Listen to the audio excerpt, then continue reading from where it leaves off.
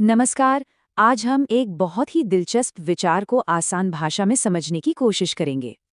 तो आज का हमारा सफर हमें ले चलेगा मशहूर हिंदी लेखक कुबेरनाथ राय के एक निबंध उत्तरा फाल्गुनी के आसपास की दुनिया में, और इसी के जरिए हम उम्र जिंदगी के मकसद और हमारे रचनात्मकता से जुड़े एक बहुत गहरे सवाल को टटोलेंगे। तो चलिए शुरू करते हैं। राय साहब ने ना पूरी जिंदगी को समझाने के लिए भारत के जो मौसमी और ज्योतिष के कैलेंडर होते हैं, उसका एक कमाल का रूपक इस्तेमाल किया है। वो हमारी जिंदगी के सफर को कुछ अलग अलग हिस्सों में बांटते हैं। देखिए, 25 साल तक की उम्र, जिसे वो गधा पचीसी कहते हैं, वो बेफिक्री वाला दौर। फिर आता है 30 से 40 का दशक, मतलब 30 उत्तरी, जो रचनात्मकता और काम का शिखर है, बिल्कुल तलवार की धार जैसा तेज। और फिर 40 से 45 का वो दौर, जिसे वो कहते हैं उत्तरा फाल्गुनी, जहां से ढलान शुरू होती है। और राय साहब का मानना है कि 30 से 40 साल के बीच का जो दशक है ना, वो जिंदगी का सबसे बड़ा युद्ध क्षेत्र है। एक तरह का कुरुक्षेत्र, जहां असल में हमारी जिंदगी के मायने तय होते हैं, गढ़े जाते हैं। वो इस बात को भी नहीं मानते कि बनाने वाला, मतलब कोई भी क्रिएटर, बूढ़ा हो सकता है। जैसे ब्रह्मा जी की एक बूढ़ी छवि है ना, वो उसे चैलेंज करते हैं। कहते हैं कि भाई कुछ नया बनाना, कुछ रचना, ये तो हमेशा जवान रहने की निशानी है। और सुनिए, ये कोई हवाई बात नहीं है। वो इतिहास से उदाहरण देते हैं, बताते हैं कि कैसे बड़ी बड़ी शख्सियतों ने अपनी जिंदगी के सबसे अहम मोड़ इसी दशक में देखे, चाहे वो बुद्ध हों, ईसा मसीह या फिर राम। तो सवाल उठता है कि इस क्रिएटिविटी के शिखर के बाद क्या? यहीं पर राय उस मुश्किल दौर की बात करते हैं जो 40 की उम्र के आसपास शुरू होता है, और इसी दौर को उन्होंने नाम दिया है उत्तरा फाल्गुनी। अब ये उत्तरा फाल्गुनी है क्या? दरअसल ये एक नक्षत्र का नाम है, जो बारिश के मौसम के खत्म होने का इशारा देता है।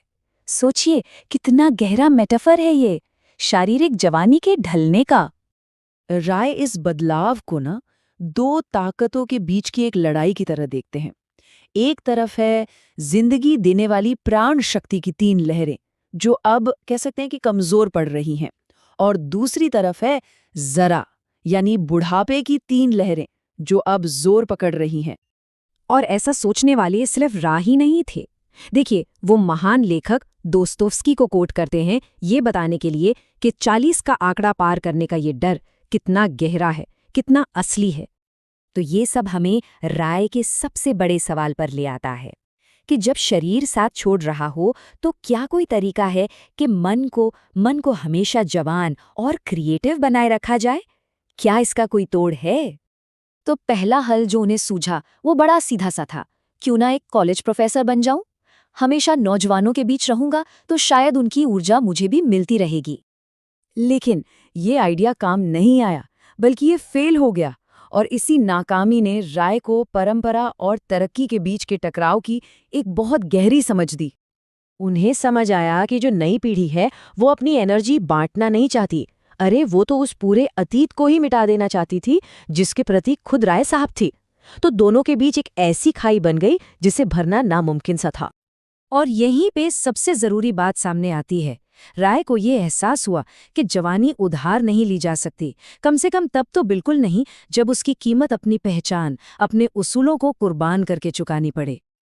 और अपनी इस बात को वजन देने के लिए वो एक ऐसे इंसान का जिक्र करते हैं जिसके बारे में कोई सोचेगा भी नहीं। वो क्रांतिकारी लेनिन का हवाला देते हैं। लेनिन ने भी यही कहा था कि अगर समाजवाद बनाना है तो पूंजीवाद की छोड़ी हुई संस्कृति को साथ लेकर ही बनाना होगा। कुछ भी शून्य से पैदा नहीं होता। राय इस सब कुछ तोड़ दो वाली सोच की तुलना एक ऐसी नदी से करते हैं जो रास्ता भटक गई हो, एक कर्मनाशा नदी, जो कभी गांवों को सींचती थी पर अब उसी गांव को डुबोने पर तुली है। और इन सब अनुभवों से गुजरकर वो अपने आखिरी और सबसे दमदार नतीजे पर पहुंचे कि असली जवानी, असली ऊर्जा आखिर आती कहाँ से है। उनका निष्कर्ष था कि वो अमरता का अमृत बाहर से, किसी और से नहीं मिल सकता। उसे तो अपने अंदर ही खोजना होगा, अपने दिल के भीतर। और यही है असली मेहनत। उस विनाशकारी धारा के साथ बहना बंद करना होगा। अपने अंदर उस अमृत कला को ढूंढना होगा। अपने ही मन का, अपने ही दिल का मंथन करना होगा, तभी जीवन का वो असली रस मिलेगा। और आखिर में राय का ये निबंध उनकी निजी खोज से आगे बढ़कर हम सबके लिए एक सवाल बन जाता है, एक चुनौती कि जब हमारी जिंदगी के मौसम बदलें तो हम अपने अंदर छिपे उस अमरता के अमृत को कहाँ ढूंढेंगे।